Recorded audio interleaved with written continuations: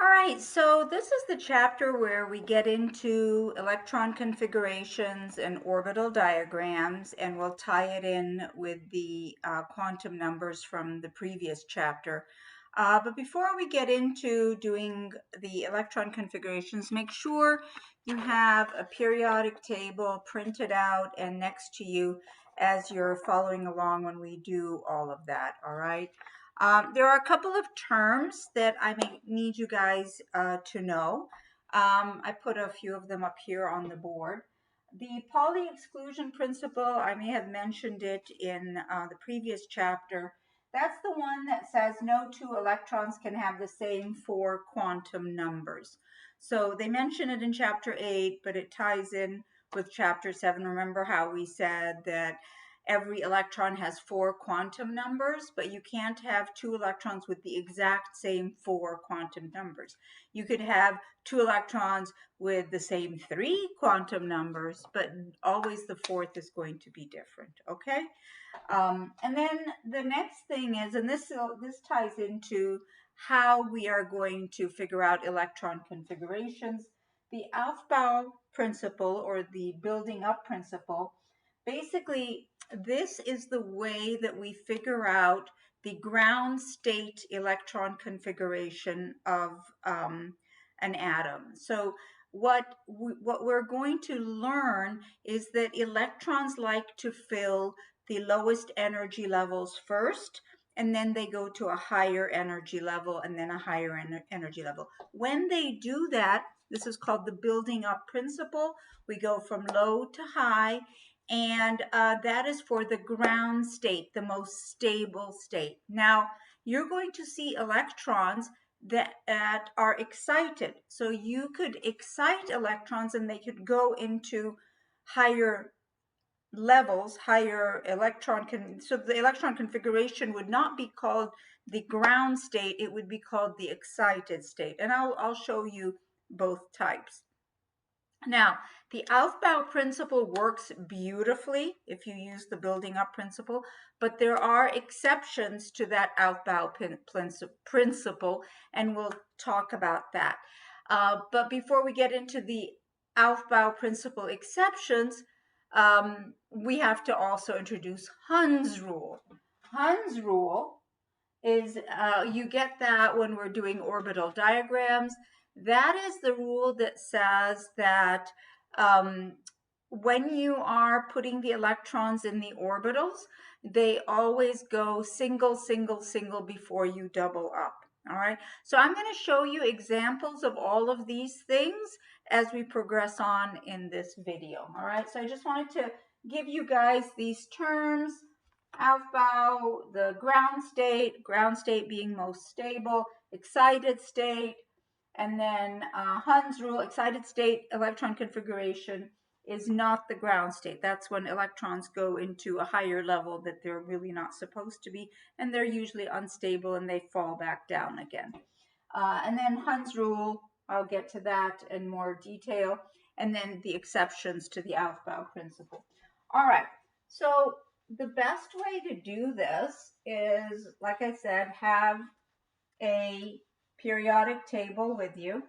And these are things you probably will remember from intro chemistry class.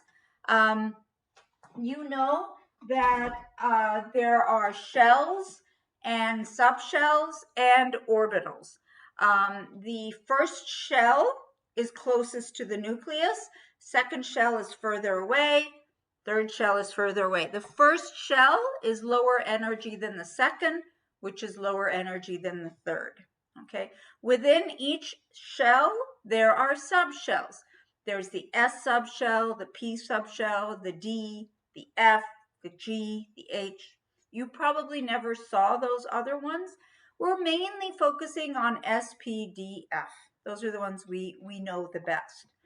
The S subshell is lower energy than the P, which is lower energy than the D, which is lower energy than the F. So if you have a shell and it has all these subshells, remember how we said we fill the lowest energy first? So the S will always be filled before the P, before the D, before the F, okay? And the S subshell holds a maximum of 2 electrons. The P subshell holds a maximum of 6 electrons. The D subshell holds a maximum of 10 electrons, and the F subshell holds a maximum of 14 electrons. Within each subshell, there are orbitals, just like we talked about in chapter 7. So in the S subshell, there'd be 1 orbital. I'm just going to draw the line as if it's an orbital, okay? Some books have it as a circle, some books have it as a square, just the line here. The P subshell has 3 orbitals. And then the D would have 5 orbitals. Why are we doing that? Why does this have 5 and this has 6, has 3 and this has 1? Because each orbital holds a maximum of 2 electrons, maximum 2. So obviously with the F subshell with the 14 electrons, it's going to have 7 orbitals, okay? Remember how I mentioned that Hund's rule where you go single before you double up? Well, when you're putting electrons in your, let's say the P, it would go single, single, single, and you draw the arrow in the same direction, single, single, single, and then you double up, you draw the arrow in the opposite direction. Do you remember with the MS value, how one is plus 1/2 and the other is minus 1/2? You can say the plus 1/2 is arrow going up and the minus 1/2 is arrow going down. So if you have, for example, the F, 1, 2, 3, 4, 5, 6, 7 orbitals, you would have single, single, single, single, single, single, single, and then you can start to double them up, okay? That is Hund's rule, all right? Single before you double up. All right, now, do you remember that with electron configurations, you always put shell number, then subshell letter, and then as an exponent, you write down how many electrons are in that subshell, right? So you remember 1s2, 2s2, 2p6. Do you remember stuff like that? And notice the letters are lowercase, and these are superscripts. They look like exponents. They are not subscripts, they are superscripts, okay? And then after 2p6 comes 3s2, and then 3p6, and then 4s2. And then you'll say, well, what happened to 3d? Doesn't the third shell have a d? Because the third shell is allowed 10 electrons, 2 of them are S, right? The third shell is allowed 10 plus 6 plus 2, so that's 18 electrons. Sorry, the third shell is allowed 18 electrons. 2 are S, 6 are P. Where are the other 10? Well, that's the D. So how come we're not doing a 3D after the 3p? Because the 4s is lower energy than the 3d. Well, how are you supposed to know that? Well, this is where periodic table helps out. I'm going to read the periodic table and figure out the electron configurations from reading the periodic table. I want you guys on your periodic table to mark these 2 columns as the S zone, okay? So this is the S zone. And these 6 groups over here, I shouldn't call them columns, they're groups. So basically group 1A and group 2A, this is the S zone. Bring the helium over here, this is the S zone. The 6 groups over here, from 3A all the way to 8A, that is the P zone. Okay, so this whole area is P. The transition metals, this area here, all these B's from, get my glasses on, guys. All right. from 3B all the way to 2B, or group number 3 to 12 in the systematic numbers, that's the D zone, okay?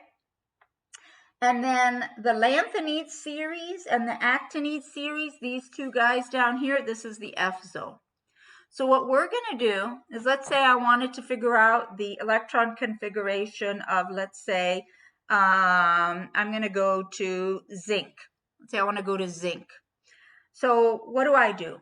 I do period number is going to stand for shell number, okay? And if I go through a zone, I say that letter. So I'm going to go 1s2, because I brought this over here. And then I come down here, 2s2, and then 2p6, and then 3s2, and then 3p6. Notice after 3p6, I'm jumping over here, and I'm in the S zone, and it's 4s2. That's why we don't have a 3D over here. So after 3p6, we go to 4s2. And then the minute you get into the D zone, you go period number -1. So D zone is period number -1. So this is my D zone. Period is 4, so this would be 3D, and I count all the way to zinc, 3D10, and I stop. So the electron configuration of zinc would be 1s2, 2s2, 2p6, 3s2, 3p6, 4s2, and then 3d10, and I stop. Okay, well, what if we wanted to continue on? What if we wanted the electron configuration of, let me go over here, let's say a bromine? You do the same thing. You would go 1s2, 2s2, 2p6, 3s2, 3p6, 4s2, and now I'm in the D zone, period number -1, 3d10, and now I'm 4p, and I go 1, 2, 3, 4, 5, 4p5. So if it was bromine, after 3d10, I would go 4p5. Well, what if it was, let's keep going here. Let's say it was, I want to do something interesting. Let's say it was antimony, SB over here. Okay, so I start 1s2, 2s2, 2p6, 3s2, 3p6, 4s2. Now I'm in the D zone, 3d10, and then 4p6, and then 5s2, notice, and then D zone, so that's period number -1, 4d10, and then I'm going to stop right over here. So I'm in period 5, so 5p, 1, 2, 3, 5p3. So for antimony, it would be all of this stuff, 4p6, and then I'd go to 5s2, 4d10, and then 5p3. So if you go through this video from the beginning, you would see that I did the electron configuration of zinc, and then I went on to bromine, and then I went on to antimony, just by using this periodic table. Now, if you get into the F zone over here, you do period number -2.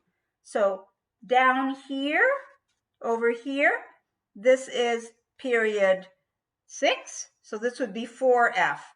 Down here, this is part of period 7, so this is 5F. So in the next video, we will do an electron configuration using the F zone. And then we will learn how to do the noble gas shorthand, which will make our life a lot easier. Okay? Good.